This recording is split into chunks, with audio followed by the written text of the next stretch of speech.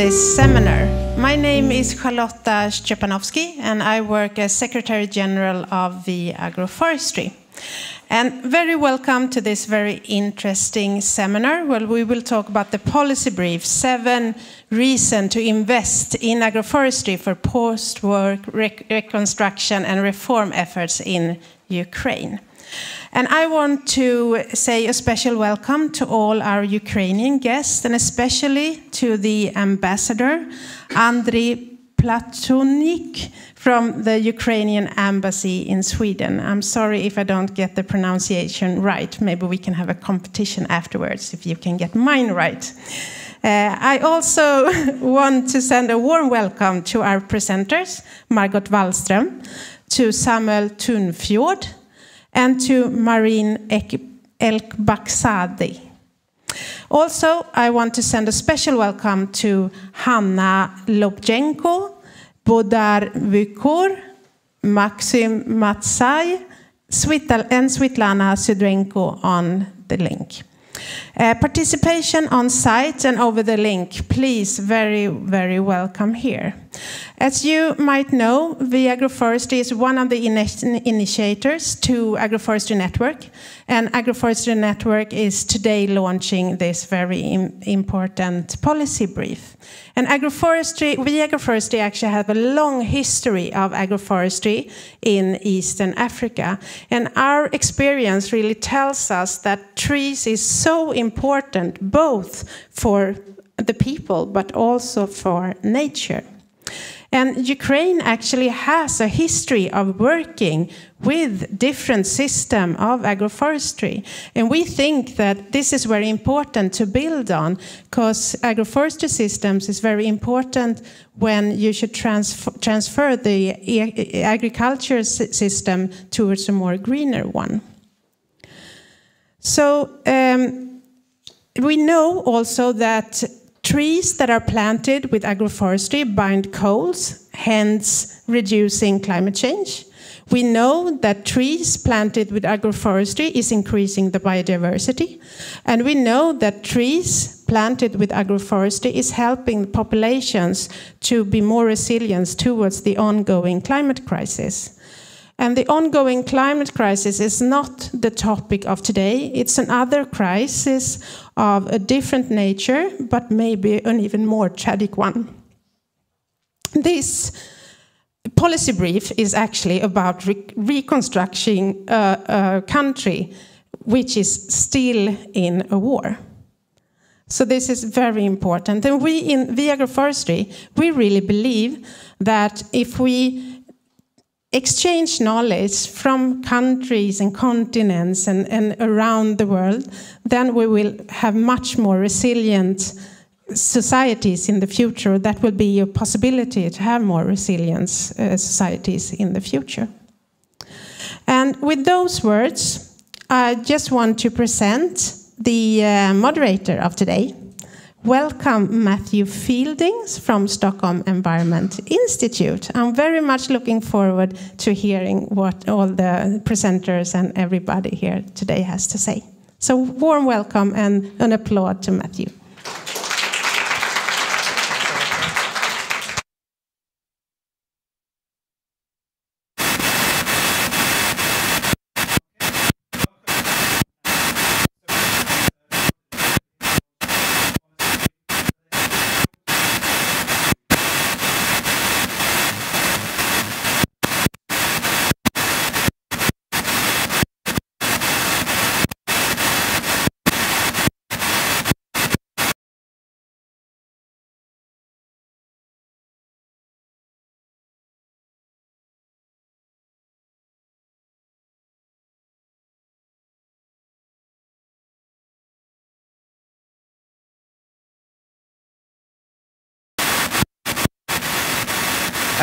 Welcome everybody.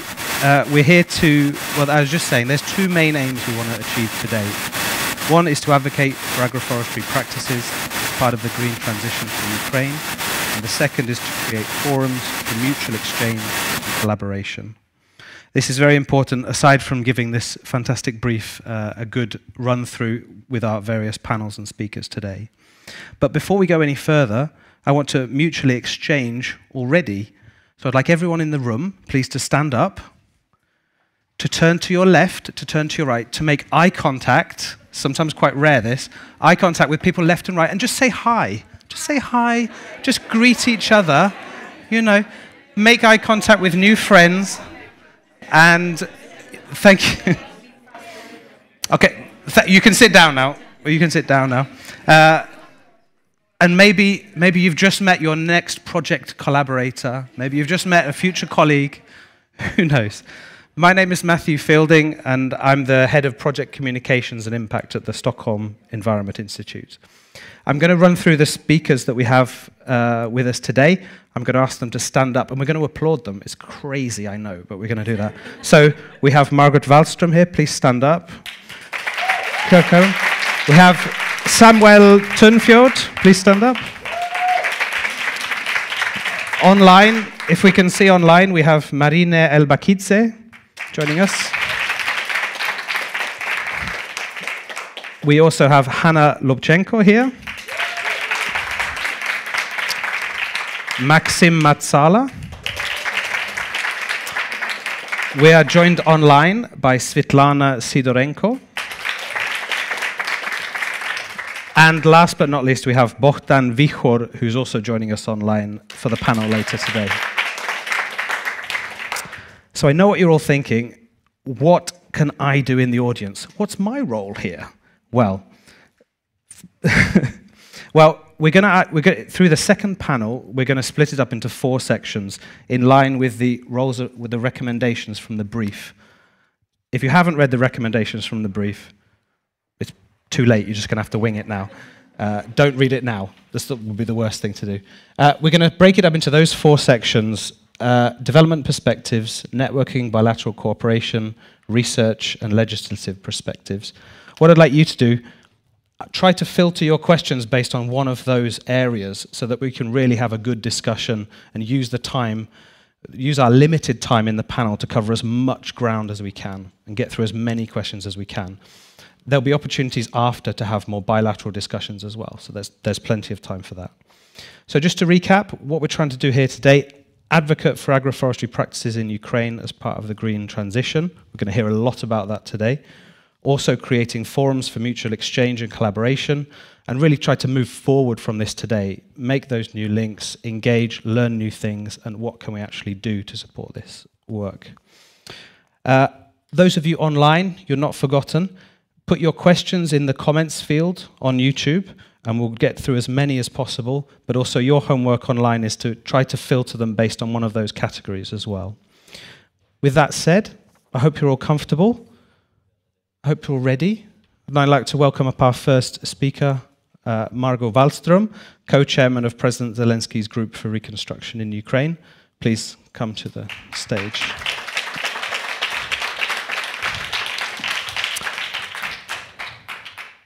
Is your microphone on?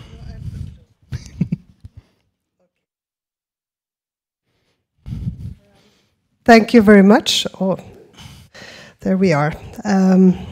I'm a bit sort of off my feet because I lost my bags this morning in a very unfortunate way. So I don't have my proper glasses. I don't have any of my notes or my computer or nothing. So I lost it all. So if there is a phone call, I will have to answer. Hopefully they have found my bags.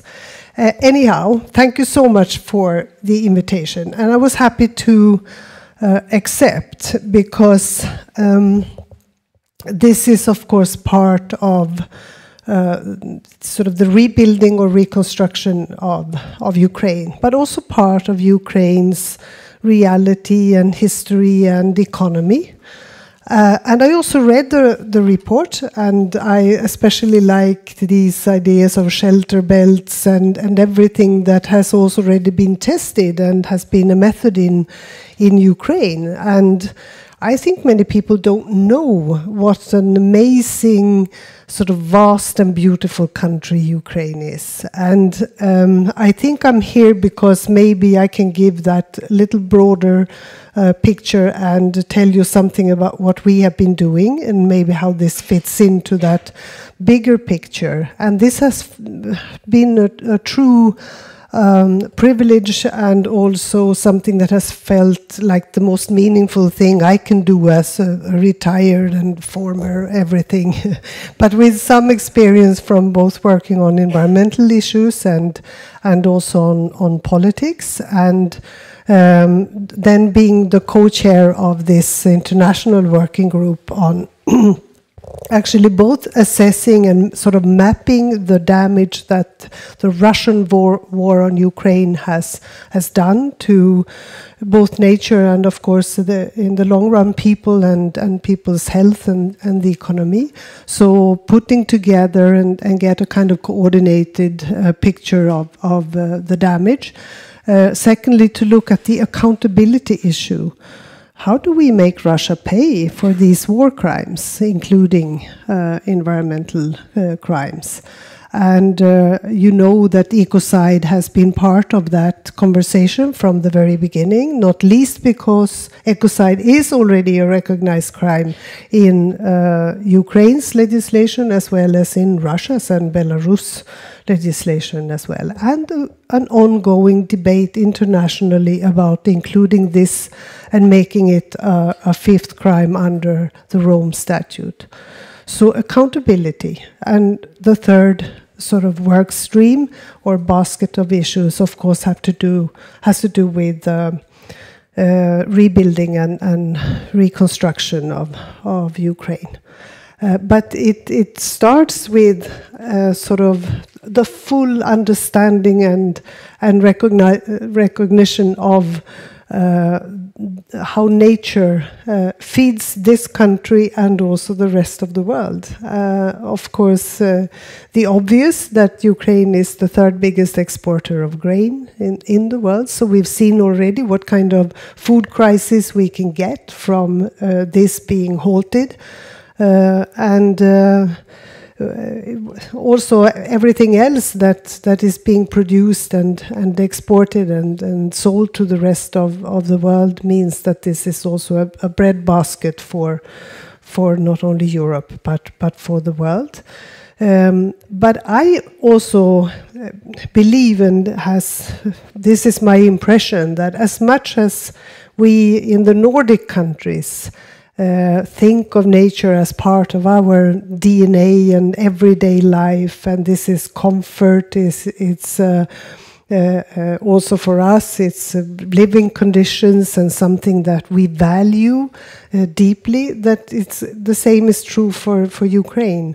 A both natural and deep understanding of having to make peace with nature as well in the end. And of course it is about the people of Ukraine, because it is about their health and their possibility to live and rebuild their country ultimately. Because I can see from the comments sometimes on social media, yeah, I don't understand anything. How can you bring up that issue of the environment when people are dying every day? Yes, but if we want them to survive, we also have to notice what is being done to nature. And we are dependent on nature and what nature can bring and produce for us. And we've seen through the incidents and the attacks on Ukraine, like the blowing up of the Kakhovka Dam, what that means, what an environmental and sort of human catastrophe this is. So the map, we have already sort of finalized a compact or a report that has been handed over to the president himself. And I also keep repeating that I think this is a pioneering work that Ukraine and its leaders is doing right now. Because in 4 different ways. First of all, to mention this, to talk about it and make it a political priority. Point number 8 in the peace formula, being discussed with asking working groups to look into this in detail and mentioning it also to the rest of the world. That is a leadership role that is absolutely unique in the midst of war. This is what Ukraine is doing now. That's unheard of. This has been the silent victim of war throughout history. The second point is that I think we will see new norms and standards being developed, a way to measure environmental damage to the environment during war and conflict, because we don't have any agreed standards for doing so. This means also that it's more difficult to start legal processes and achieve accountability. And I think that this will also hopefully come as a result. And I know that UNEP, the UN Environmental Programme, is also looking into this. And I think this is where individual countries can help to sort of start or sort of drive that work. The third point is really about the accountability as well, because as much as this is one of the most sort of old-fashioned or archaic wars, it is also the most modern.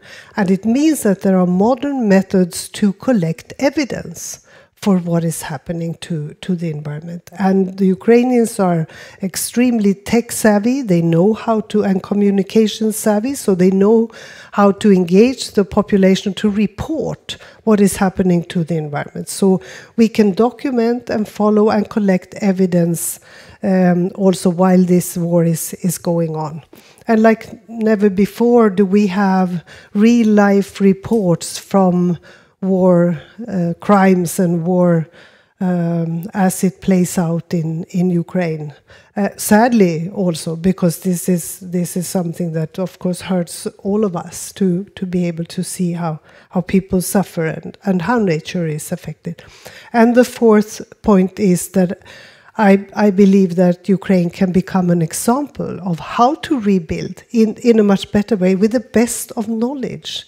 With the rest of the world coming in, the experts coming in saying, we know this about agroforestry, we know this about the shelter belts, or how you can plant, or what you can plant, and how you can do it also in a climate-friendly way and with the best of technology. And I think that with so much money now also pouring in, because people want to help, so no, of course they need weapons, and that is sort of one stream, but the other stream must have to do with this. How do we rebuild in a way that becomes an example to the rest of the world in an environmentally climate-friendly way? And so our work was to do this. We have a report that I would have shown you if I had my bag, but you can read it and have probably read it online, and please look at it, because it's not too long, I don't think. It's very concrete. We have 50 recommendations that are doable, that are, I think, that are manageable, that are not too costly, and they are directed, of course, most of them to the Ukrainian government. And this is a compact, meaning that they have already taken on to implement this. But there are also recommendations to the international community and the civil society, because we believe that as in kindness, an advice also to civil society to try to come together to maybe coordinate their work as well and become a stronger and louder voice affecting also work in Ukraine, but also how the rest of the world can help in all of these different processes. This is, of course, plan better, have a better steer, manage better, get the expertise, get the training, get the resources and capacity. It has to increase for you to be able to do all that we expect from you, and to do it in the right climate-friendly way. And it is also something that we think is establishing a number of control functions. And as you know, one of the most important things have to do, and will affect forestry as well. What do you do with all these landmines? How can you clear the landmines in a reasonable sort of time? As it is now, it will probably take, some say, 70 years, meaning that sort of are still generations that will have to live with landmines that are now spread over maybe 30% of the territory. But how do you do that? How do you clear landmines in a way that does not destroy the rich black soil that is the landmark of their agriculture? And of course, you can use heavy machines that just scrape off the top layer of soil, but that wouldn't be the best model everywhere in Ukraine. Or you can use rats or dogs, or maybe new methods that can be developed that will also have an environmental impact. So this is one of the things where we are trying to influence new strategies for clearing of landmines. But this will be absolutely crucial for anything else that the Ukrainians have to do and want to do. So that's one of the biggest and a very costly one as well. We know that this takes time, and it is costly, and it is dangerous, and it has all of those aspects, but you have to plan it well. He's looking at the clock, so that means that I should round up. But so this is one of the things where the rest of the world will have to step up and have to help, and will do it according to these sort of principles. When you have all these investors looking at Ukraine, and of course some just hoping to make some money because they think this is a place where maybe the check on corruption or how you use money is not that great yet. That has to be sort of better steered as well, and you have to act according to certain principles also if you're somebody with financial interests, and this is what we are looking at as well. I think that we should be very grateful in Sweden, and I think in the Nordic countries, that we have a broad political consensus on continued support to Ukraine. I really value that a lot. I think this is our most important asset. And then we have to make sure that the money we send also to Ukraine is comes to the best use, and that it is helping Ukraine both short term but also long term. And I think that this is an area, a given area, where our money could really help and support things that have already been done. And what I like the most, and I'll repeat that in the needs and recommendations from the background paper that we have, develop and apply a precise methodology for assessing the extent of damage from the ongoing war. Very important. The land and forest inventory, because we have also said to the government, you have to map the damage. You have to quickly get an overview and a proper map of the most, where do you start? It's like eating an elephant. And the inventories being made, but also the third point there, you have to involve local communities. You have to listen to people. You have to get them with you in this whole endeavor that this is. And they have learned a lot. They have enormous strengths and force and resilience and resolve in this war. They've taken on such a responsibility, and not to lose that, but to use it in the best way with full respect of each other's roles. And that is what I'm hoping. You have to be deliberately inclusive. And I hope that then we will see big things happening. And I hope that Sweden will also look at some of our recommendations and say, well, we can do that. We can take care of and pay for this, or invest in this particular issue. And then we are on our way. The working group has been asked to continue with the implementation phase I think, until the end of the year. And we are fully engaged in that and want to see this. It's only as good as its implementation. Any report is only as good as its implementation. So that's where we are. Thank you for everything that you are doing, all of you, in your different roles, and wish you a successful day here also. Thank you for having me. Thank you.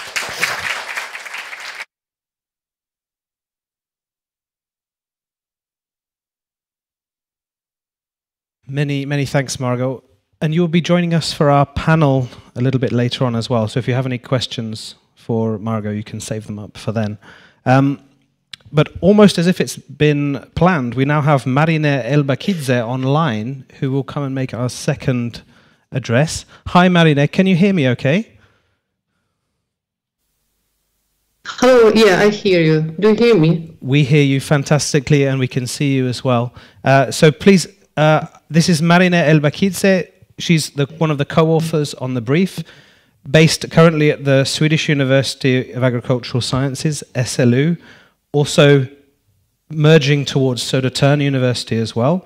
And she's also linked to the Ivan Franko National University in Lviv as well. It's fantastic to have you with us, Marine. So sorry that you couldn't actually make it here in person, but we know that you're well connected to Sweden. I will hand over to you now, and you can give us a summary of the brief, please. Thank you very much, and greetings from the western part of Ukraine, from Lviv, where I am now. Yeah. And I don't have access to my presentation. Probably you have to demonstrate the presentation, because I cannot share my screen, it seems. Yeah, thank you so much. Yeah, thank you. My job is to present our brief, which was developed through collaboration of Swedish and Ukrainian researchers and practitioners. And this is not scientific presentation, even if I am research, but all reasons that we outline in the presentation is actually based on scientific knowledge, which were generated in many case studies across Europe. And the title is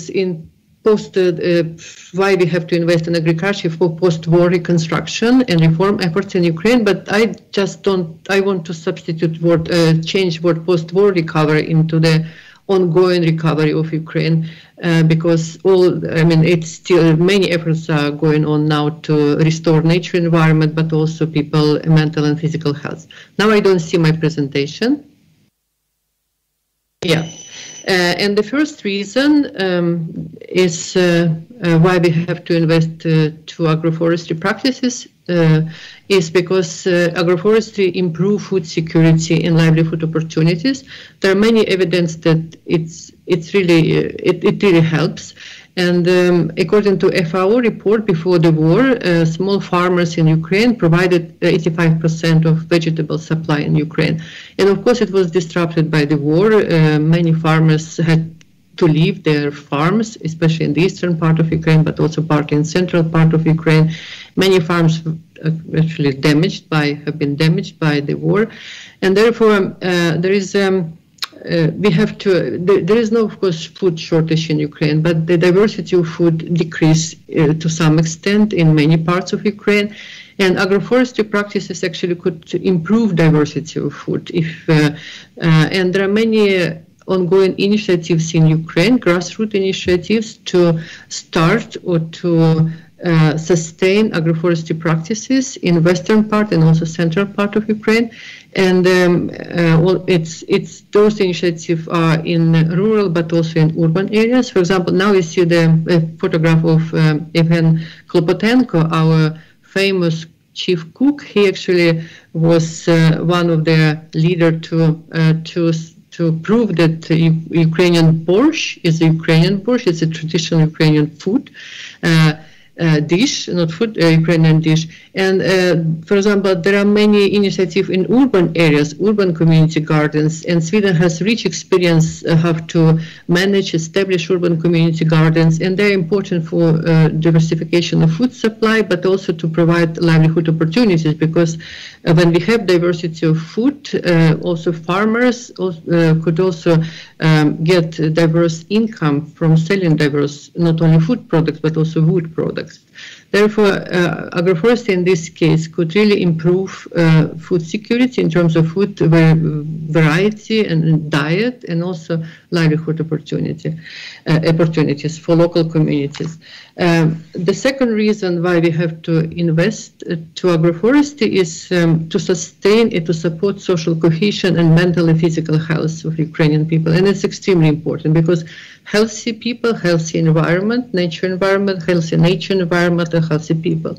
And agroforestry, you see there are many photographs from different parts of Ukraine, from different type of agroforestry farms, because there are very diverse agroforestry practices in Ukraine, from silver pastoral in the western part, community gardens, and to shelter belt systems in eastern part, but also many other type of agroforestry practices.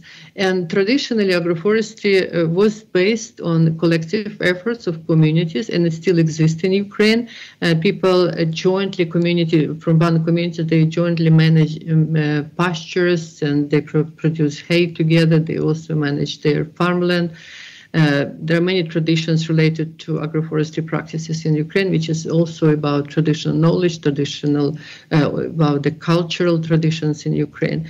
And right now, for example, there are initiatives really to integrate through agroforestry practices, integrate those people who were relocated from eastern part of Ukraine to central and western part of Ukraine. And those newcomers, sort of, but they're Ukrainians, but they were relocated, when they're involved in this farming activities, they become much better integrated and faster integrated to local communities. And all this social interaction also helps people to feel a member of the community. But also being in nature and doing gardening, it's also helped people to do this kind of post-trauma recovery, to recover from war trauma, because interaction with land and being outside and doing physical activities related to farming, there are many evidence that it's also important for mental and physical health. The third reason why we have to invest in agroforestry is really to support biodiversity. I mean, there's no need to say how much damage actually the ongoing war actually provided to Ukraine, and especially for biodiversity. And Ukraine is a hotspot. Many parts of Ukraine are hotspot for biodiversity. They were hotspot for biodiversity, but of course it's different now. Therefore, you see the two pictures of different agroforestry practices, one from the western part of Ukraine, from the Carpathian Mountains, and such cultural landscape, they exist in Ukraine, and they're really hotspot of biodiversity. They're extremely important for biodiversity conservation for the central part of Europe. And then you see the shelter belt system in eastern part of Ukraine, which are dominant in eastern part of Ukraine. And such landscape, they provide multiple habitats for biodiversity. They increase functional connectivity of landscape. And if you just click, then you will see this is the pictures of conventional agriculture and conventional forestry. I'm not against forestry and agriculture. Those sectors are extremely important to deliver and to support GDP in Ukraine. But the question is how to integrate different land uses on landscape level or regional level to maintain multifunctionality of landscape. And in this case, agroforestry practices could really do it. Then the fourth reason to invest in agroforestry is to use agroforestry practices as nature-based solution for green transition in Ukraine, because Ukraine will join the European Union sooner or later, and there is a European Green Deal which requires to use nature-based solution to solve different challenges. You see the figure from the brief, and it shows that the benefits that provide multiple benefits that provided by agroforestry practices, and also in the contrast by intensive forestry, intensive agriculture. And there are, of course, many evidence that agroforestry are important for climate change mitigation, for soil protection, for natural pest control and pollination, for water purification. It also provides benefits important for economic development, in sustainable economic development, local economic development, and also for biodiversity conservation. Therefore, now we are working on the project application really to get funding to summarize evidence in Sweden and Ukraine that agroforestry practices really could be used as a nature-based solution for green transition in Ukraine. Hopefully we will get funding, and then we could provide very good materials which could be used for training of young professionals, but also to enhance knowledge of farmers in Ukraine and in Sweden about using agroforestry for different, to solve different environmental challenges. And the fifth reason to invest in agroforestry is to support rural and urban sustainability, and it's extremely important now in Ukraine also because the society is some kind of sustainability is damaged, devastated, damaged by the war. But as I already said before, agroforestry practices support environmental, ecological dimension of sustainability by supporting biodiversity and also many environmental functions of landscapes. It's also provide important support for economic sustainability through diversification, different incomes, through providing different services like a green tourism and so on. And it's also support cultural dimension of sustainability because it creates this kind of places for social cohesion, social integration. It maintains cultural capital, traditional knowledge, and so on. Therefore, agroforestry practices in this sense could be umbrella for this kind of urban and rural sustainability in some places. The sixth reason to support agroforestry actually is because it's important for urban and rural resilience in turbulent time during this war period. I just want to tell you briefly about our experience because my colleague from SLU, Brian Kuntz, I think Brian is there, and I, we got seed funding from SLU Global, and we organized a field trip to Kyiv Oblast together with master students from 2 universities in Ukraine to document how war affected the relations of people with their natural environment. We work in 3 villages. In Mushun, Borodyanka, and Demidov. These villages were occupied in the beginning of the war, and then they were liberated by the Ukrainian army. And we did many interviews with people, how the war affected their relations with their natural environment, and what consequences it had for their quality of life. And I just, of course, people, the war had absolutely devastating effect on people's quality of life because many benefits that people were used to get from nature were not absolutely accessible, were not possible to get. For example, forest absolutely closed, people cannot use there, and it was a place for their social interaction and also to get different products from forest. And if you could click, please, there is a but what was important, it's really, this is a quote that reflects the importance, that some kind of reflect many comments that we got from people when we interviewed them, how important was to people their private gardens. And actually, this was a trigger when they came. People told us when they came to the village, they didn't want to live there because everything was burned out. But what kept them, and the trigger was because they had their land and they really loved their land. And this is attachment to the land was a trigger that helped them to start recovering and also to start the construction of their villages. And you could read this quote that really our own gardens hold greater significance now than ever before. Gardening serves as a form of rehabilitation for us, both physically and mentally. I even prefer to work in the garden without gloves, feeling the soil with my hands. It brings me happiness. And I think this is it's extremely important part, that this kind of land detachment that could be supported by agroforestry also. And could help people to restore mentally and physically, but also to restore their community integrity. And we are working now on the scientific articles together with our students, and hopefully it will be submitted soon. And the last reason why, which we formulated in our brief, why we have to invest in agroforestry, because it will help Ukraine to align with the European policies and strategies.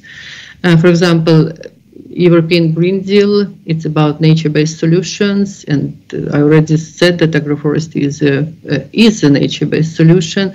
Then it's about circular economy action plan. It could support farm-to-fork strategy, green infrastructure strategy, because we did a study in many countries, and then agroforestry actually farms in many places serve as the hubs of green infrastructure planning and development. And also, if we invest in agroforestry, it could help to implement European Union biodiversity strategy. But it's also important for the European Compact for Ukraine, but also, as Margaret said, it's important for peace formula, to implement peace formula, because it might help to improve environmental protection and food security. Yeah, this is main 7 reasons, but there are much more. But this is main 7 reasons which we think it's are important to invest in Ukraine, in agroforestry in Ukraine. Thank you so much.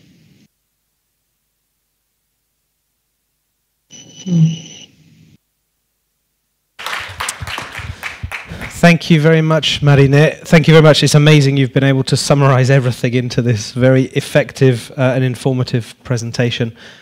Marine will also be joining us again for the panel, so if you do have any questions for her, they can write them down, keep them safe. Thank you, Marine.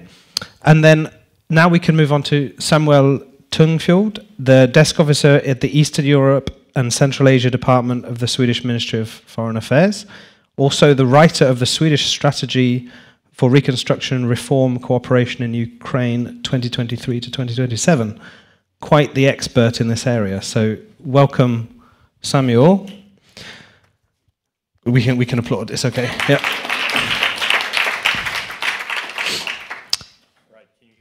All right. We can hear you fine. Oh, yes. Thank you very much for the introduction. Thank you for the invitation. I will focus in particular on Sweden's development cooperation with Ukraine, what we call the reconstruction and reform cooperation. But I'd like to start with saying what I'm sure that many of you have heard before, and that's that supporting Ukraine is Sweden's primary foreign policy task. And for over 2 years, we've witnessed the devastating consequences of Russia's full-scale invasion of Ukraine.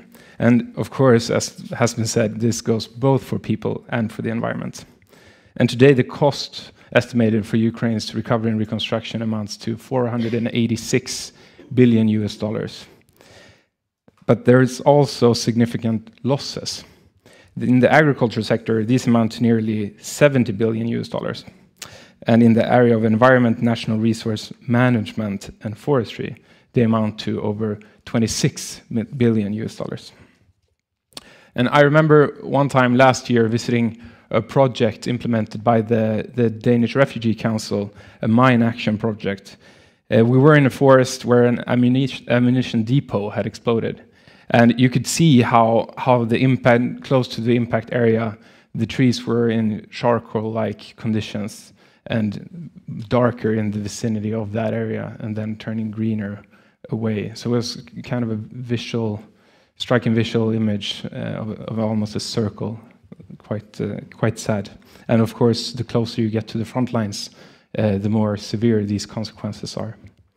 And what gives me hope, as I often like to say, is that Ukraine continues to resist Russia, and that Ukraine continues to showcase persistence in its work to not only recover, but to build a stronger and greener and more prosperous country. And we're seeing that in so many areas.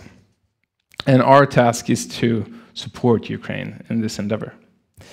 And to this end, then, Sweden adopted a 5-year strategy for our reconstruction and reform cooperation with Ukraine, 2023 to 2027. It's our largest bilateral strategy for a single country ever. And we regard the reconstruction and the reform work as two mutually reinforcing components that together contribute to the overall goal, which is to strengthen Ukraine's EU integration. And the EU integration then, in turn, is a strong incentive for Ukraine to continue the impressive reform work, and that includes in relation to Chapter 27 on environment and climate change. In the strategy, agriculture and agroforestry are not singled out as particular focus areas, but in the context of the seminar today, I'd like to highlight two of the goals under the support area that we call green transition and sustainable development. The first stipulates that Sweden should support, that our support should improve the conditions for environmentally sustainable and climate resilience reconstruction and development. And the second one stipulates that it should contribute to reduced environmental and climate impact, increase adaptability and resilience. And we've already seen some good things happening in these areas of work. And now my colleague Eric from SIDA will be happy that I mentioned some of the projects as part of that strategy, because in 2023, SIDA supported what's called a coordination center for environmental damage assessments. And the objective here is to support governmental bodies in Ukraine to develop the necessary regulatory and institutional infrastructure to collect and document evidence on environmental damage. And this relates also to the point previously made on accountability, which is so important. And another example is that SIDA supported what's called the Environmental Policy and Advocacy Initiative for Ukraine. And this supports the capacity strengthening of over 40 environmental civil society organizations in their work to influence decision-making, to ensure that environmental considerations are taken into account. I won't go too much into the details on support on mine action, but of course that's also a key pillar of our support, related also to the environment and the economic recovery and livelihoods. I'm glad also to be here today to learn more about this topic myself. And as mentioned in the policy brief, Ukraine ranks among the world's top agricultural producers, and with agricultural products making up around 40% of export revenues. So this is critical both for Ukraine's economic recovery, and as well as prospects for more long-term economic development. And Ukraine has also managed to recover export levels to around the same level as prior to the full-scale invasion, in particular thanks to shipping through the ports in and around Odessa in southern Ukraine. This is despite continued Russian attacks on infrastructure and storage facilities since withdrawing from what's called Black Sea Grain Initiative in 2023.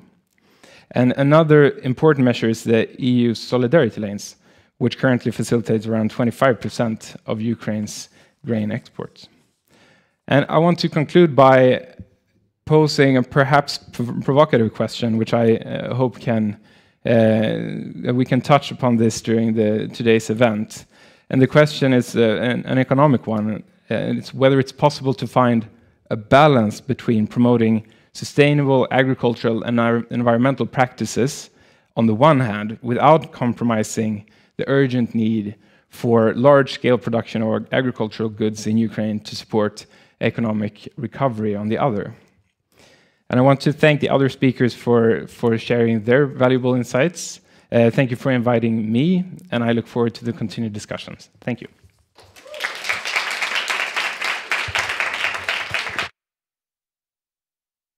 Thank you very much. Thank you very much, Samuel. Fantastic to have you here with us today. Much appreciated. Now, you won't be in the panel later, so I have a few quick questions for you now. One thing I'm very curious about, in your work with Ukraine, what's your experiences of the atmosphere with your partners in Ukraine now, and what do you discuss? What do you talk about? Yeah, so there's a multitude of issues being discussed, and that's always one of the most challenging aspects, I think, to prioritize within this plethora of $486 billion of need. But we try to be both strategic in terms of saying, so what could Sweden do in the short term, but also very much linked to the EU integration, which is the key driver for the reform efforts, and also the overarching goal for our support. So that's always there.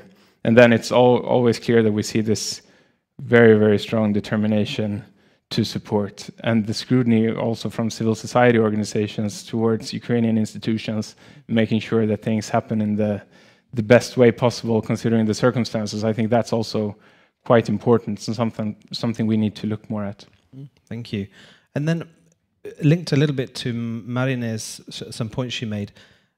From UD, what are the mechanisms available for bilateral cooperation and support on things like green transition and maybe research in general between Sweden and Ukraine? Yeah. So we are supporting in the research area. I think there will be a scale up in that support, but it's not decided yet. So that's just a preview. And then in terms of the strategy, it's being implemented by 3 government agencies, and those are SIDA, the Swedish Institute, and the Folke Bernadotte Academy. And they're working constantly in dialogue with partners to find the right projects to implement and support in these areas of work. And then I can also highlight an example from the Swedish Institute, which has a call for proposals now on the 2 areas, democracy and human rights, but then also economic development, inclusive economic development and trade. And I think that will be important to get some initiatives where Swedish and Ukrainian actors come together in terms of capacity strengthening, education initiatives, and things like that can also link to environmental aspects. Great. Thank you. Thank you. Round of applause, please, for Samuel. And I know that Samuel will stay with us for the rest, and he'll be available afterwards for chats as well. Thank you very much for that. Okay, we're ready for our main panel. So we have to get a few microphones on and installed now. But so please, Hanna Lobchenko, Associate Professor at the Department of Forest Restoration and Melioration in the National University of Life and Environmental Sciences in Ukraine, as well as a senior expert on forests in WWF Ukraine. Welcome, Hanna.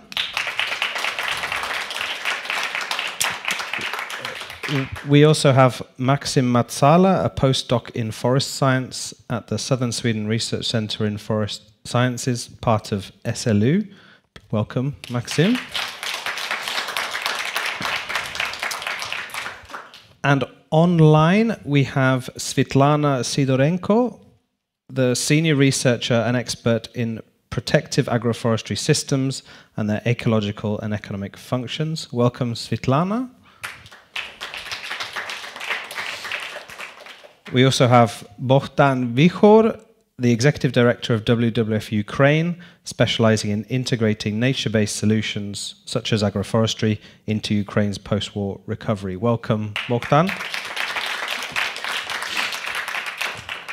And we welcome back Marine Elbakidze as well, and Margot Wallström to the stage as well.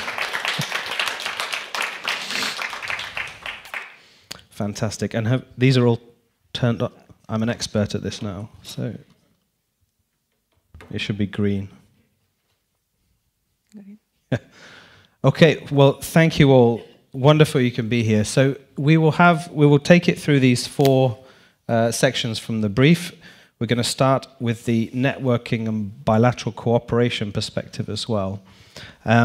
So one of the recommendations was to encourage collaboration between development institutions, academic research organizations, and NGOs in Ukraine and in Sweden. And I wonder, maybe we go to you first, Svitlana. Maybe we'll go to you second, Svitlana, because I'm not sure if you're here yet. But Marine, perhaps you could comment just briefly on existing knowledge exchange programs between Swedish and Ukrainian researchers that you found to be successful. Yeah, thank you. For example, Swedish Institute is really important in supporting collaboration between Ukraine and Sweden, and right now there is, as already was told, there is a call to develop project application related to cooperation or training.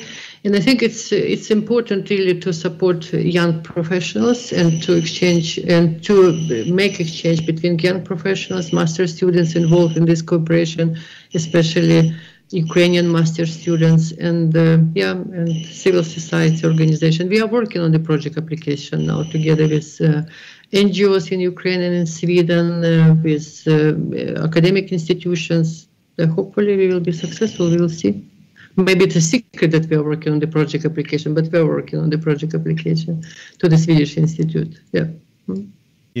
And I think, I mean, Svetlana is maybe exhibiting one of the constraints of being a young researcher, because I know she's at home with her child today and is having to switch between being here and being there. Hi, Svetlana. Great we can see you there. Hello, everyone. I am very pleased to be at this event. I don't know of any such program specifically because our institute also has this problem, which is always in the funding on young researchers. Here I can emphasize a vivid example of the Maria Curie program, where researchers must return to Ukraine and implement their developments at home. This is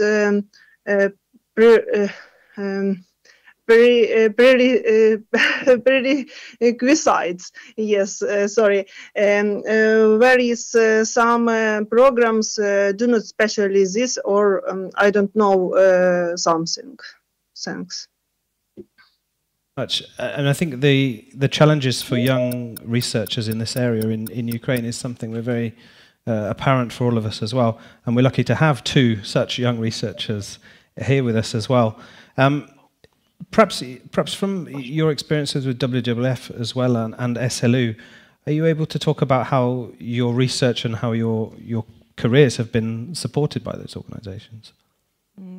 I would say that on the side of WWF Ukraine and inside of Ukraine, I would like to say thank you everyone for all the support you're providing to us, first of all. And considering the question, I believe that each of us in this room or online, we are experts in different fields, and yet there exist some gaps in our knowledges that we can fulfill working together.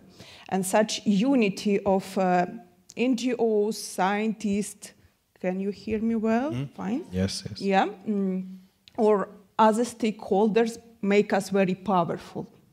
WWF Ukraine as international organization, as a national office at Ukraine, we have quite clear mission here everywhere to strive for impact in nature conservation, to make our planet sustainable for our future generations.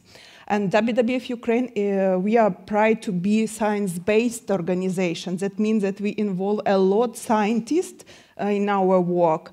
And being science-based and working on advocating the meaningful reforms, we work on dialogue with different stakeholders. That is a nice tool to link science and policy makers in our work. So it's probably such joint collaboration can be perfect effort to reach the goals that we have shared all together. And I would say that we already have experience working on building stakeholders dialogue within nature-based solutions within the project supported by Sweden. In 2021 we started, and despite the war, it works. We continue, we implement it, and I would say that yes, such collaborations is very, very efficient. And nowadays, when we are here in Sweden talking about Ukrainian agroforestry, this is excellent example of such collaboration that we are working in. So thank you for all the support and efforts you are doing for it. And yes, Marina already mentioned that we are working on the application to the Swedish Institute grant, and I believe it's only the starting point that can enhance our efforts to make resilience landscapes and agroforestry system implemented as green transition and nature-based solutions. Much, Hannah. Margot, if I could bring you in, just from your perspective, I'm interested in the barriers and opportunities that you've seen for youth engagement in your work. Is there anything you can comment on? Maybe I'll first say that also for our report.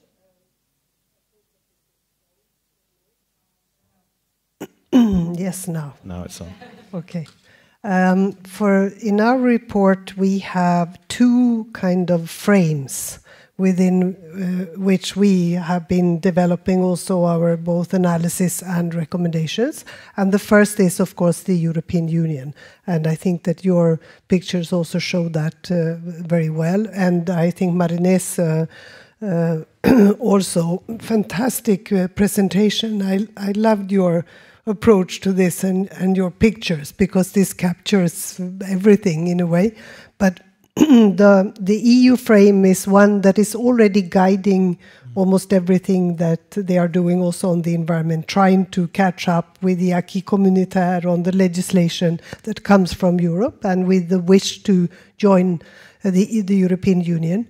And the second bigger frame is the planetary boundaries that, you know, Johan Rockström and the Potsdam Institute has developed. And they are working on sort of country-specific recommendations and plans. And now we want them to do that for Ukraine as well. And that is, of course, a sort of more scientific, it's a scientific approach also to this whole thing. Without those amazing people like you are, like the ones we see, Bogdan and all the others on the screen, that are every day working with the challenges of being in a war that is going on, but also trying to uphold all these contacts and do their daily work. Without their amazing efforts, we wouldn't get anywhere. So I think that we all owe you just lots of kudos and thanks for everything that you do. And remember, there is already, of course, a research cooperation established since many years. I mean, the European Union and Sweden and other countries have worked with Ukraine and in support of Ukraine, building institutions and having research cooperation and so on. But it is an extra challenge now in this climate and with the lack of resources. So I am, of course, also hoping that now both SIDA and the Foreign Ministry and of course MSP and others will also take on board our recommendations, because some of them are very concrete in how we can see more money channeled into Ukraine, and with the backing of the president's office and the whole government. So I hope that this is what we can do together, that you can also use our report. And I think more countries need to maybe find their profile of their support, and also say that, because it's easy and maybe more sexy, if you allow me to use that strange word here, but you see what I mean. It's easy to say, yeah, we will help to do demining, because everybody can understand what that is. But that is really requiring the expertise and lots of money and so on. But others need to say, well, we can actually support building competence and capacity in this particular field of, let's say, agroforestry, or doing it in a sustainable way. So I'm happy to hear also your presentations, because this is good if we have that kind of starting point. And we can lead there. We can show by example as well. So that's what I'm hoping for. But remember that there are a few of these sort of guardrails as well that can help steer development. Thank you. And Bogdan and others are doing a great job. Thank you. I'm just going to look out to the audience, and if anybody has a question for this part of the session, now is the time to raise your hand. Otherwise, we will... Yeah, please. Now, hold on. Microphone is here. You're there. please introduce yourself and ask and who you are directing the question at. Yes, and I'm Christina Mastriani from NIRAS, International Consulting. I'm the project director also for a very large-scale technical assistance program from the European Union, directed to, supporting the Ministry of Agriculture, Forestry in their EU accession program. And I would actually like to direct my question, or my answer actually, to the previous speaker.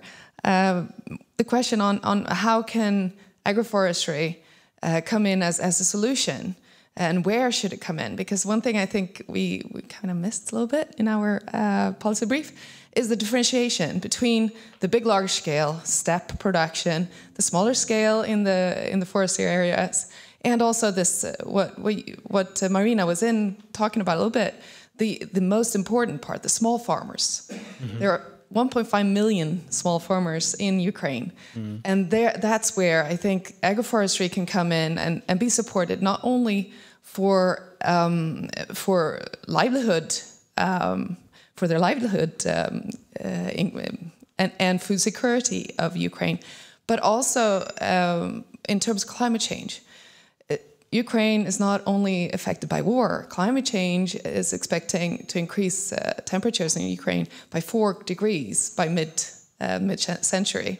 So if the efforts that we are promoting could focus on these small farmers, where agroforestry can have a great effect and also improve the microclimates around these farms, that's where I believe that we can make a big change. So that's my comment. Thank you. Rather than question. I'm a big fan of people subverting the structure, using the word sexy. That's fine.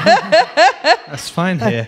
A quick response, Margot. Well, maybe it's not a response. I think this is a very important point and something to take from here. But also, we have to imagine what kind of difficult decisions there are to be made by the Ukrainians themselves now also. Because after the blowing up of the dam, of course the reaction and the gut reaction was it will be rebuilt.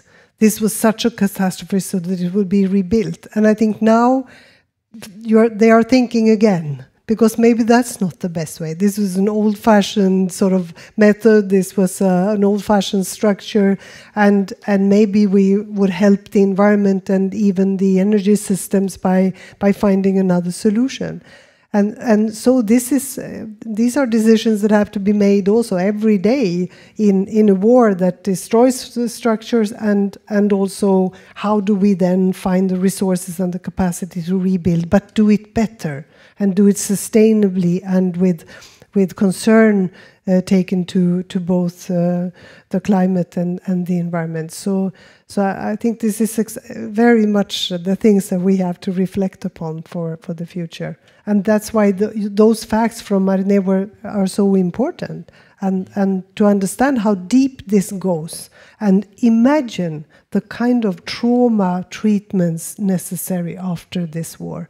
Imagine how to deal with all these children sort of maimed and traumatized and without hope for the future. How do we help people to do that? And if that can be a part of the puzzle, that is amazing. Thank you. Yeah. You're muted. Yeah. Marina, would you like to come in and just make a short addition then, Marina, please?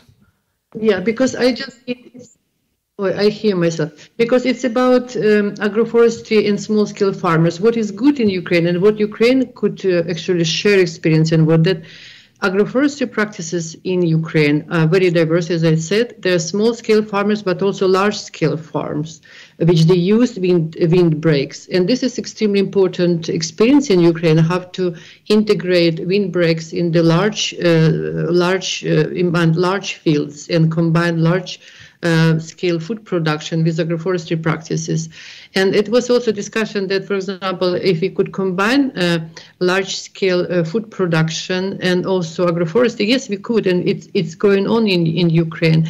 And if we think in long term, then to create this shelter belts and also to create this windbreaks, whatever, among the big fields, it will help to a little bit reduce climate, some kind of effect of climate change, and also soil protection against wind erosion and so on. But Ukraine has this experience. You have to actually integrate food production with agroforestry practices, large scale and also small scale. Thank you very much, Marine. Bogdan, we're coming on to your section at the end. We end with a big Bogdan section on the legislative area. So we haven't forgotten about you.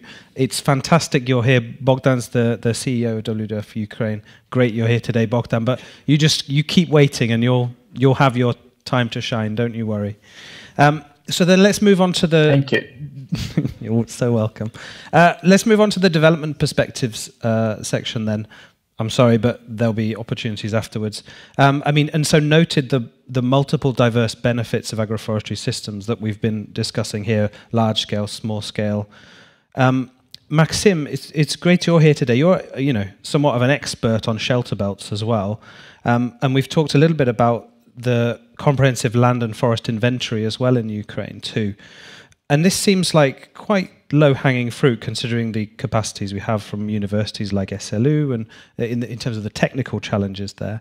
But from your perspective, what are some of the obstacles to doing those kind of inventories? And also, should we get your slide up as well? Okay. Show one slide. Yeah, so if we can get your slide up, Maxim's slide up. Here we go. Over to you, Maxim.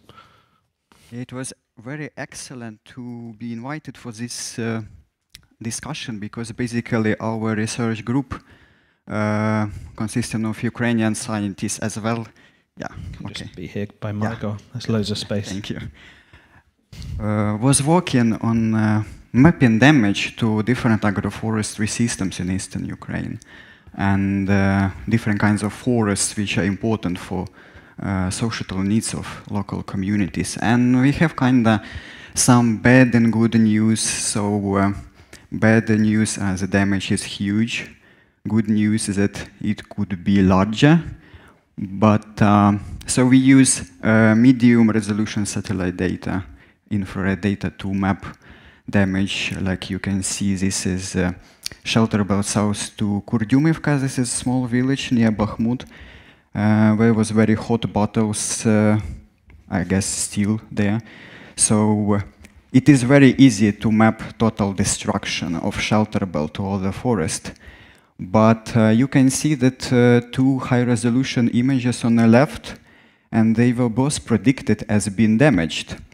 And image on the bottom clearly shows that this shelter belt was exhibiting some vehicle moving, some removal of trees, could be some shelling, but we cannot really see what happened in with shelter belt in the top image. It just points out that you should use satellite data for rapid assessments, for large-scale inventory, but without field measurements, field validation, without, let's say, airborne laser scanning, it is almost impossible to report full kind of damage. How the shelter belts were degraded. On the other hand, it can be a quite nice case of rapid reporting for the preliminary results. Yeah. If he had any positive cases to give, and he said, well, it could be worse. So, okay, we can come back on the stage, please. Welcome back. We can go over to Marine now, and as we talk about the multiple diverse benefits and uses of agroforestry systems, perhaps you could just share a little bit of insight onto the scaling up of community kitchen gardens for us. Urban community gardens. Yeah. Yes, actually, this is a new initiative in Ukraine, and Sweden has a rich experience in establishing and managing urban community gardens or allotments. In Ukraine, it happened during the war. There is a big initiative, Victory Gardens or Sady Перемоги, and it goes across Ukraine in urban areas, but also in rural areas. We don't have yet evidence how it helped in Ukraine to.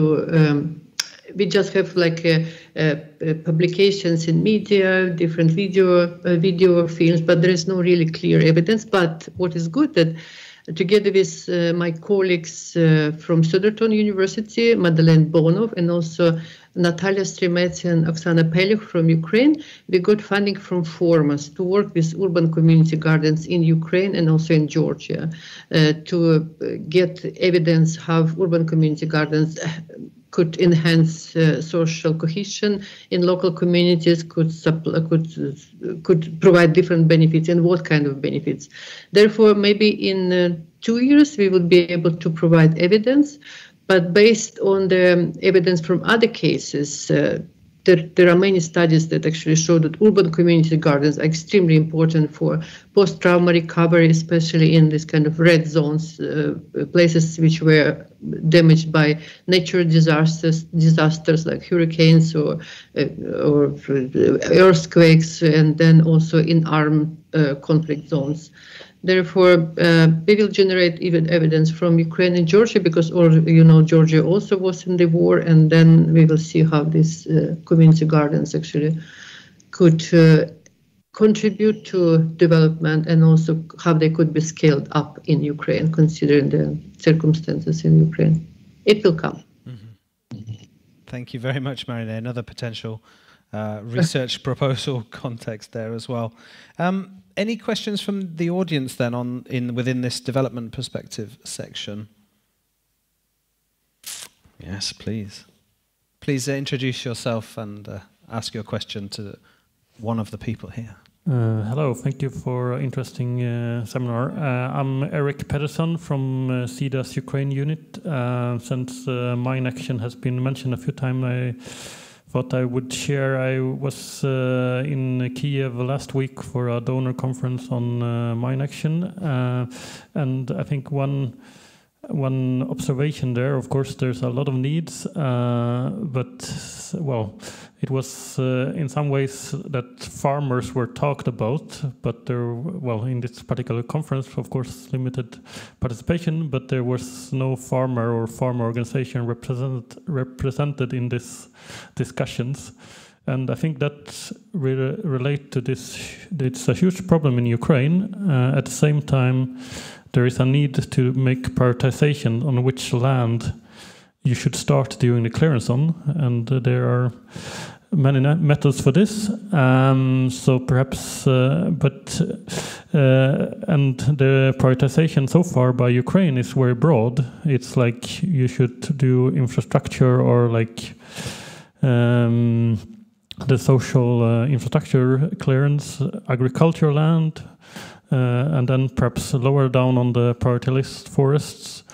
But then, well, agricultural land is kind of, it's a big thing. So how should you prioritize within that? I think there's a lot of work to be done there. So perhaps the more concrete question to Maxime perhaps is this shelter belts. Is that then agricultural land, or is that forest land? Or perhaps if anyone else want to comment on the, on Mine Action issues. We can go to Maxim first, and then to Margot, and then to Svetlana. Yeah, thanks for question. Basically, these shelterables, they are considered as forests, but they are not owned by this public monopoly forests of Ukraine. So basically, yeah, sometimes it was quite uncertain who should properly manage these shelterables, who should regenerate, recover them, rehabilitate, and because even before this large-scale invasion of Russia, many shelterables had been already under pressure of So local farmers, sometimes people, they just don't really understand the benefits provided by shelter belts, so they used sometimes them as landfills, and yeah, some shelter belts also exhibit degradation due to different reasons. So yeah, it's a big problem so far. Thank you. Margot, would you like to come in? Thank you. I found that very interesting what you were saying about demining, and as I said before, there is of course a huge international interest in contributing to this, luckily enough. But what our point, because we read a lot and listened a lot to all those different actors, and the problem is exactly this. How do you map this problem as well? How do you decide where to start? And of course, people's safety is the first sort of element here, and the first decision to make, so that people actually can have access to where they need to go and should feel safe. But then there must be also an environmental aspect, and I don't know if that was mentioned at all, but at the moment the Parliament is dealing with a new strategy of clearing of landmines.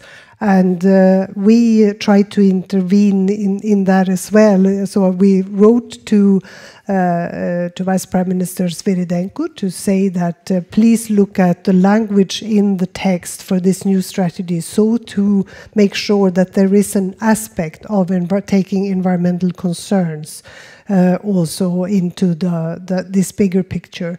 So I think that's important also for different actors and member states or countries that they want to contribute, to ask those questions and to make sure that this is done in a way that preserves their capacity and capability to continue to grow things, or to take those, like decide what about the shelters, or what about these areas, where do they belong? So this is a very it's a huge task for the government, but we hope that they will also look at our recommendations, and it has not been mentioned well enough and explicit enough so far in the discussions about demining. Thank you. Svetlana, are you able to come in on this? I saw you had your hand raised. Oh yes, thank you. I say short comments. What shelter belts is agriculture lands, because we have more system consists of shelter belts and other protect planting, and they was created to protect field agriculture field from adverse event, example dust storm. And it's very important for Ukraine because our country is agrarian country, and we provide many products for other countries. It's not forest land. Yep. Thank you very much. And then Hanna as well, would you just come in quickly? Shortly on the question from legislative point of view, since 2019 shelter belts are mentioned as agricultural lands for not forest use. Before it was forest lands, but anyway they're calculated as a forest fund of Ukraine anyway. But still lying the problem with the ownership, because we have excessive story with Soviet Union and large-scale plan economy, and all the shelter belts were planted during that times. But since the independency time, we have no clear understanding who should be the owner. Officially, it might be communities working with them, but here is a question on inventory. Yeah, on the land, on forest inventories that want some money for these services, and communities do not have those resources to spend and have clear understanding what they have. So that probably the story of two ends. Mm-hmm. Thank you very much, Hanna. You got good value for your question there. Okay, let's move on a little bit, just so we make sure we cover these 4 areas before the end. So we'll move on to the research perspectives section of the recommendations here. I mean, and I think we've seen quite a few very nicely shaped research topics jump up already in these discussions. I mean, and not least this, Margot, this stuck with me, this kind of prioritization of like making decisions within uncertainty. Like, how do you prioritize in an active war? It seems like that must be mind-boggling there. But there are clear areas where there are perhaps PhD programs that could be set up, postdocs looking into these different areas as well. I wonder if perhaps from Maxim, you can talk about some examples from forest research as well that's really, you know, research programs that are really have found themselves on the cutting edge right now with what needs to be done in Ukraine. I would say that Swedish is quite generous country. So far, I got funded by 2 projects from a Swedish institute and from Formas in particular. And basically, these projects are not just to support Ukrainian researchers who fled to Europe. They are also about supporting Ukrainian researchers who are in Ukraine. And it's about collaboration, it's about data collection, it is about analysis and reporting damage to forests. And on the other hand, we have some unfunded initiatives, like that one I presented on the slide, that we have young professionals who are ready to do things and to make analysis with strong research evidence, basically now, and every funding gonna be appreciated. And in this case, I love this approach of Swedish Institute that I would say supporting applications in a specific call, which can be forestry focused, and of course I'm sure that agroforestry would be a part of it, a hot topic for this call. So supporting the call where one partner, at least one partner is in Ukraine and one partner is in Sweden, so it will be the best scheme to benefit both countries, both research communities, and basically it can raise networks for larger funding at European level as well, because so research collaboration always starts from the small seeds and then grows further. Absolutely. Thank you very much, Maxim. Yes, but in a few minutes. Samuel, I'm going to jump onto you now. From your perspective, are there distinct areas in your work that you were like, oh, I wish there would be some research focused on this specific little area that would really influence our ability to carry out our work? Oh, that's a very good question. I would say I actually don't really have an answer to that, and I think that's one of the challenges working with the overarching perspective in terms of how we support, is that if you ask someone who works with agroforestry, they would say that, well, we should prioritize this. And then when you ask someone working in the healthcare sector, they say we should do this. So that's really one of the key challenges, I think, to get this right, because otherwise we might prioritize the wrong things. And therefore I think it's very helpful when we get these overarching analysis, also weighing, okay, so what are the needs, and then mapping sectors, and then mapping what actors are doing also, so to ensure that we can come in where Sweden has the biggest added value. That's not in terms of research, but I think waste management is a good example as well, that there Sweden has capacity to support. We were requested by Zelenskyj to do so, then it's included in the strategy, and now we're doing that in terms of capacity strengthening and reform, but also reconstruction. But in terms of, sorry for not giving a straight answer in terms of what areas, but that would be my 5 cents. Thank you. Great. The lady in front, please introduce yourself and ask the question. Hello, my name is Magdalena Elfors. I come from the Swedish Institute, and as the Swedish Institute was mentioned several times, I work on our SI Ukraine cooperation program. And just saying that if you have any questions on that program, you can approach me later. But also, this agroforestry, forestry is not exactly included in our current call, but we have another upcoming call where Ukraine can be included, and agroforestry and research would be within the themes, opening in June. So I'm here for questions if you have any questions on that. You will get asked that question because we would want to know about that. So yeah, thank you. And it's been, I think, your organisation has been very instrumental in funding a number of different programs that have been very widely appreciated in this work as well, just to acknowledge the contribution as well. And we have one question online, right? No, we did have one, and then we lost it. Oh, just the time was fine. Okay, well, that's good. Thank you. We can maybe link it. We have Brian Kunz here in the audience, who has also been mentioned earlier by Marine as well. Brian, thanks for joining us here. You're someone who's been trying to build consortiums and bring in different organizations as well into different funding opportunities as well. You know, what should the future of let me think about this question.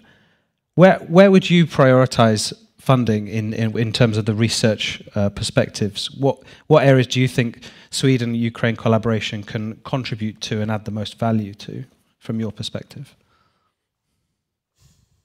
Well, first of all, I think I would want to reinforce what Maxime said. This way of working, and also thanks to Swedish Institute, which we also have received a project where we've been working very fruitfully and establishing relationships that we need to, there's this very important practical aspect that we need to meet each other, see what kind of research we do, how we can work together. And that's something that, you know, sometimes feels it takes like too much time, but I think it's unavoidable. We have to do that.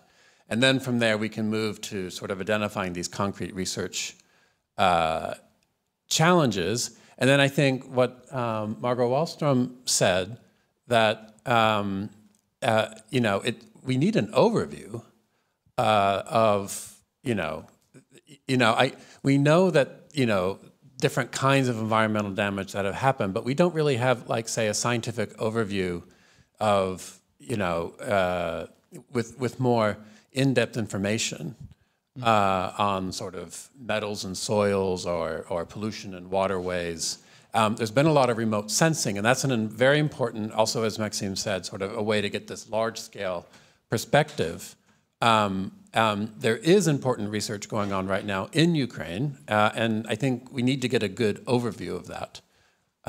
So I think maybe, this agroforestry initiative could perhaps contribute to doing an overview. We have a project where we're working between SLU and Kiev Mohyla Academy, and I think we'll also be working in this direction in the fall to try to produce an overview of ongoing research. But I think that's what we need right now. I mean, there's a lot of very valuable initiatives going on, and it's very hard to get an overview. I mean, there's very good research going on, and there's, civil society is very active, and it's extremely hard to get an overview of what everyone is doing. It's very hard in that, I struggled to identify the priorities before that sort of overview has been done. So maybe like there's some sharing platforms, something on that level. Okay, thank you very much, Brian. Christine, would you like to just very, very quickly respond to that, please? Yeah, as I mentioned earlier, we work with the Ministry of Agriculture, and what I miss here, actually, and what I would like to encourage Swedish Institute and other research entities to do is you got to work with the implementers, the practitioners. It's not research for its own benefit. It's for a purpose, right? So that kind of coordination, I think, could very well be done through the working groups under the ministry, or so to make sure that the research that you're doing, it's for a purpose and it's used, because we can't sit around and do research just on our own. It has to, in the situation Ukraine is critical. So it needs to be used for something, and it needs to be out there implemented at large scale. So that was my small comment. Thank you. And we would love to hear how you do that as well in perhaps another seminar. Would be very interesting. Okay, please, Brian. I just want to, because, One thing I think I can say, also a little more generally, I think that should be prioritized, is I think that the educational sector and Ukrainian scientists in general that should be prioritized. That, you know, and I was very happy to hear Samuel say that there's perhaps some research funding in the pipeline. You gave a little hint there. But I think, you know, that the universities in Ukraine are under tremendous strain. So I think, you know, resources, whether it's like, you know, project money, that's fantastic. You know, I also have a farmers project where we're working with Ukrainian partners. But there needs to be a lot more of this somehow. And, you know, I don't know if, like, our research, the research councils is one way to go, certainly. But I think we need, like, there needs to be more support. We need to scale up that support for Ukrainian scientists. Thank you. Thank you. Very short. Sorry, we need to move on. Okay. Sorry. Okay, well, let's move on to our final section on the legislative perspective here as well, because this is something that kind of encompasses many of these sectors. And so it would be great to welcome Bogdan finally to the stage. So Bogdan, we've heard so much about these, you know, the EU, various Ukraine-EU integration, you know, through the Green Deal, through the EU biodiversity strategy, the peace formula, the environmental compact. There is so many different programs.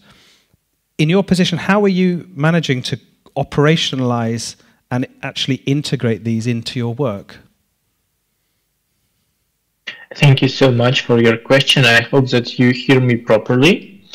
And in terms of how those things could be realized in Ukraine. So everybody understands and recognizes that EU integration will be key process, which lead other processes inside Ukraine.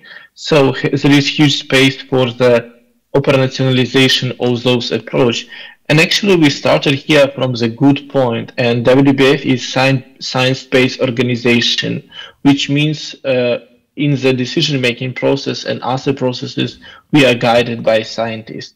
And what could be done is know-how approach implemented here in Ukraine, transferring of best knowledge available in solving of those complex problems Ukraine faced right now. And actually there is good opportunities from transferring Swedish experience in terms of those know-how here in Ukraine, and combination of those knowledge with Ukrainian scientists and practitioners. There is different Swedish institutes I know working on nature-based solution implementation, and actually agroforestry is a nature-based solution.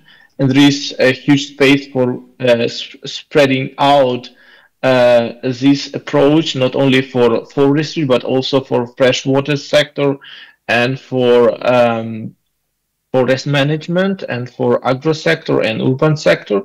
We partly touch these topics and could create unique opportunities.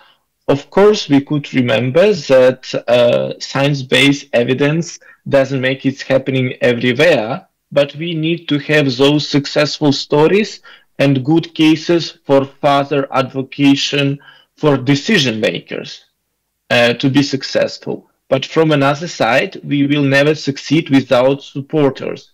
And here I see that role of business is under considered and under evaluated, because business could be driver of those positive changes here in Ukraine. And I see great space for business incubator here in Ukraine, how we could engage business in this work to make those Ukrainian post-war recovery profitable.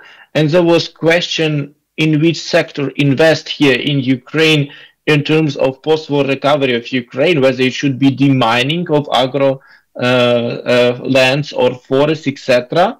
So if we're talking about the forest, agro, and freshwater sector, they generate over 15% of Ukrainian GDP. And if you saw about the general country resilience, and if you think about long-term perspective, we should think if those systems are healthy enough, are resilient enough, to those challenges which was created by the war, but which also was escalated before the war by climate changes, for example.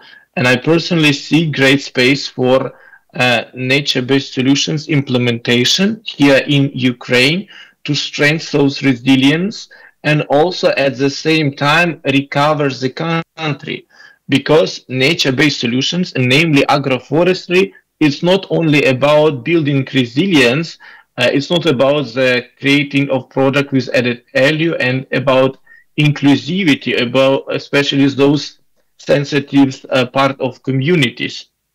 But it's also about recovery and investing in nature-based solutions implementation in Ukraine. We invest in also in country recovery and country resilience, and also we are investing in country economy in general. And having this block, I mean science-based, then we have cases from for decision makers and strong support from business, we could move further and continue with further reform implementation. And on my personal opinion, we implemented project funded by SIDA on implementation of nature-based solutions in Ukrainian reform agenda, dealing with forest, agro, freshwater, and urban sector in Ukraine. And I strongly believe that continuation of this work on further implementations of reforms, because we developed with 150 top stakeholders in Ukraine from different sectors, from state government authorities like ministries, state agencies, top NGOs, with top businesses in Ukraine. Those packaged together, it was co-created together with over 115 stakeholders. And now we shouldn't wait ideal time. We should move further and start practical implementation. We should start with integration of those reforms which support not only post-war recovery of Ukraine, but also support much more resilient economy at the same time, economy with a strong focus on Green Deal and sustainable transition for the future. And I think it could be very good process, which from one side is based on science, from the second side is participatory principle where all stakeholders is included. It will be inclusive and vulnerable groups will be protected, and also environment will be considered. So I think we clearly see how to proceed further with the operationalization of those things and how we could integrate the best knowledge and approach here in Ukraine for nature-based solutions approach implementation, considering agroforestry. Thank you so much. Yes.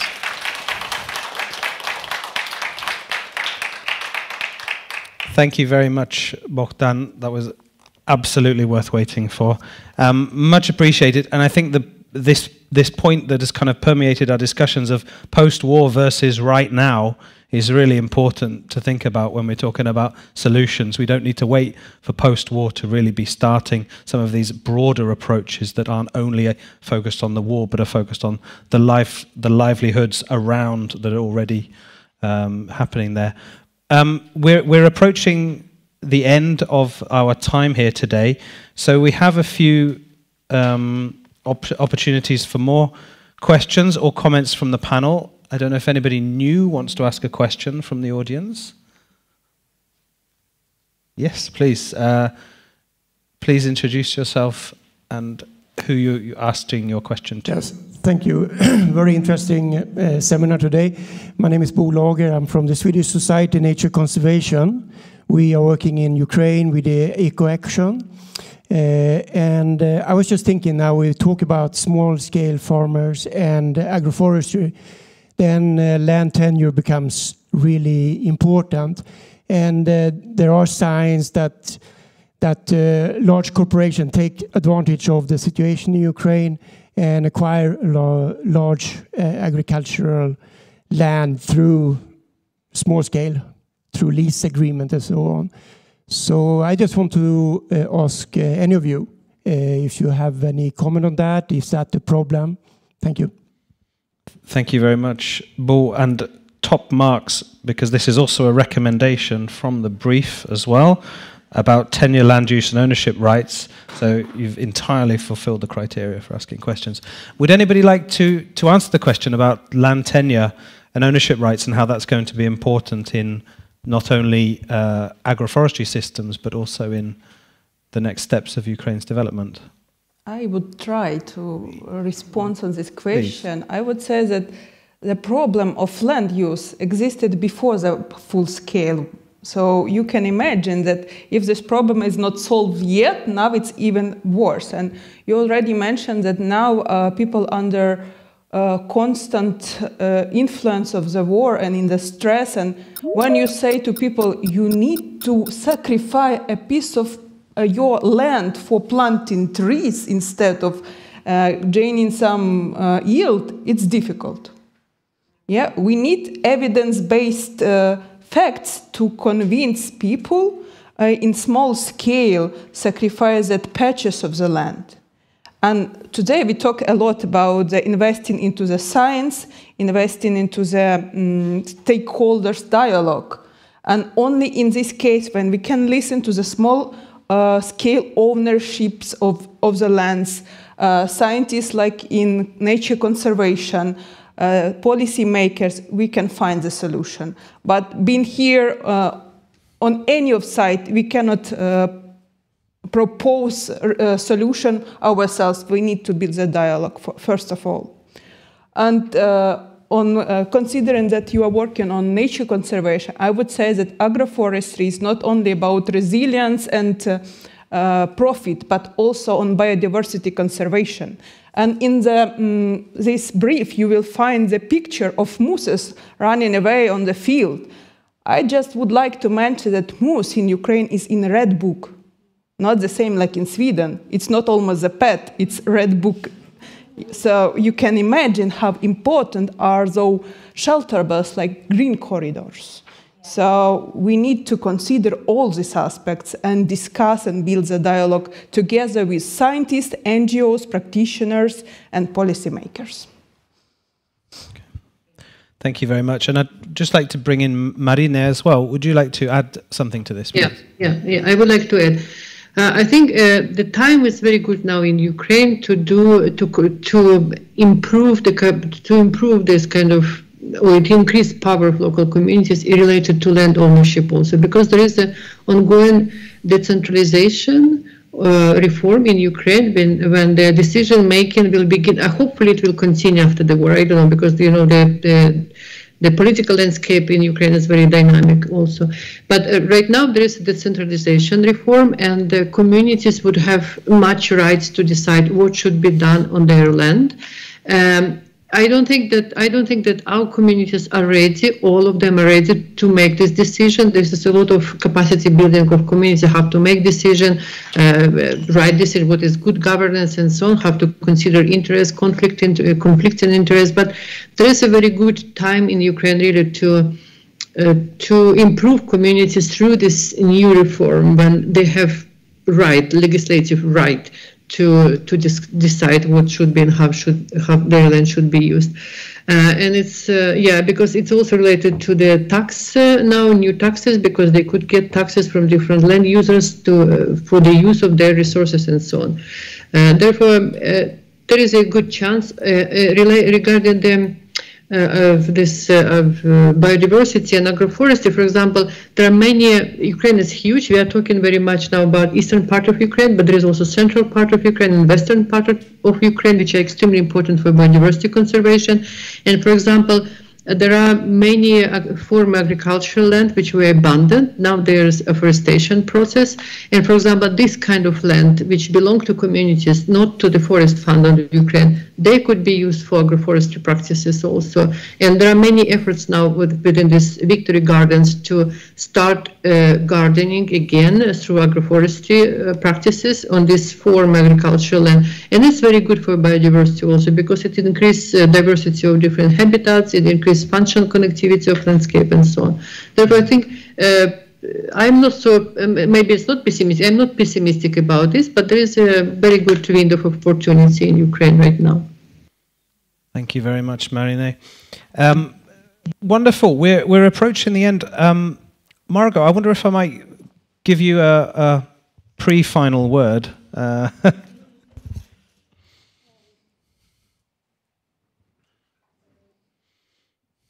It would be that, again, historically, this has been an issue that everybody has thought should be dealt with later, after the war, not now.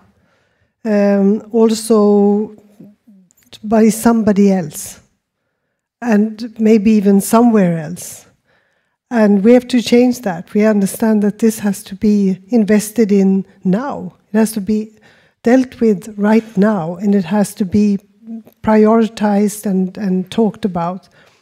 And I believe that this is a lesson for us as well, in Sweden and the Nordic countries within the European Union. So we have to find out how we can be supportive in the best way, and exactly with the elements that you have mentioned. Because so much is happening, the decentralization, the respect for the local communities and what they are doing, but also respect for research and how do we use that in the best possible way, that we establish the guiding principles like do no harm or do not do unnecessary harm when you invest. Make sure that you're transparent, that you work against corruption, that you actually take this into account as one element in everything that you are doing. And it is really about respecting each other's roles as well, because it's not a given in Ukraine, has not been previously that you should include or invite environmental NGOs and what have you. It did not come naturally. But we have to insist on that. We have to make sure that we give credibility and some power to, for example, the environment minister. And what is needed now is investment in, for example, inspectors. How are they supposed to report if they don't even have money to keep enough inspectors going that can go out there in the field and measure and help researchers and experts as well? So we have to start with the very basic, and we have to use those guiding principles as well. And then I think we've come a bit along the road, the difficult road. But again, most impressive is exactly what has been shown here as well, that we have such amazing people, competent people in Ukraine that know their country, and it's their project, it's their country, it's for them to decide on what kind of a future do they want. But we can be there and support and help. And they deserve all the help that we can provide. So thank you for having me here as well.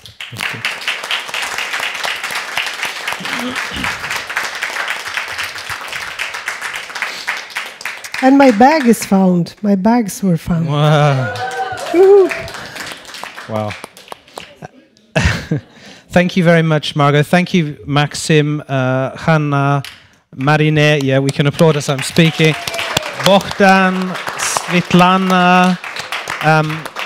I know it's so challenging to concentrate when you're on a link as well, but you've been fantastic. Well done for being able to follow and engage with us. We really appreciate your time, and everyone who's made journeys here as well. Hannah from over there. Wonderful, and so thank you all. You can go and take your seats.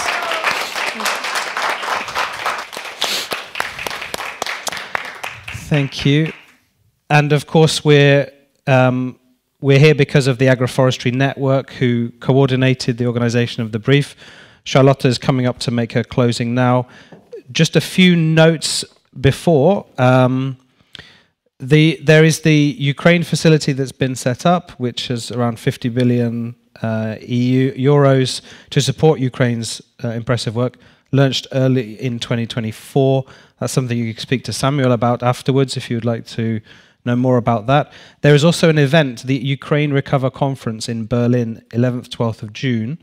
this is also something where Samuel is interested in some, if anybody has any insight perhaps to offer to support Sweden's role there, that would be appreciated as well. Charlotta, you will also be thanking the organisers, so I should not do that. I will do that. Well, then over to you. Thank you very much. Thank you, Matthew. Well, I want to say that I'm very, very happy for this seminar. It's been very interesting, and I'm so impressed of all the speakers. And I want to thank you, Margot, for broadening the perspective, stating that we need to work both with people and environment. And I think that's so important. And I want to thank Marine. Is she here still? Maybe she's there. But she's in a fantastic way just showed us this brief and told us what it was all about. So that was really, really great. And Samuel, thank you for talking about what you're doing in the Foreign Affairs and also giving us some insight in the consequences that are really there right now. And also the wonderful panel, Svetlana, Maxim, Bogdan, Marine, and Hanna. Thank you so much for the things that you've talked about today. And I also want to thank the whole audience for being so engaging and really asked questions and were with us today. And thank you to Emma, Linnea, and Clara, who has been the team within Agroforestry. And last but not least, thank you, Matthew, for a wonderful moderation. And we hope that this seminar will be like a starting point for an even better work together, Ukraine, Sweden, and other countries, and that we can work even closer together within the area of agroforestry. And I want to end with, we have this fantastic report now, but I want to end with Margot's line. Any report is as good as its implementation. And I think that's something to bring. We have things to do. Thank you so much, everybody.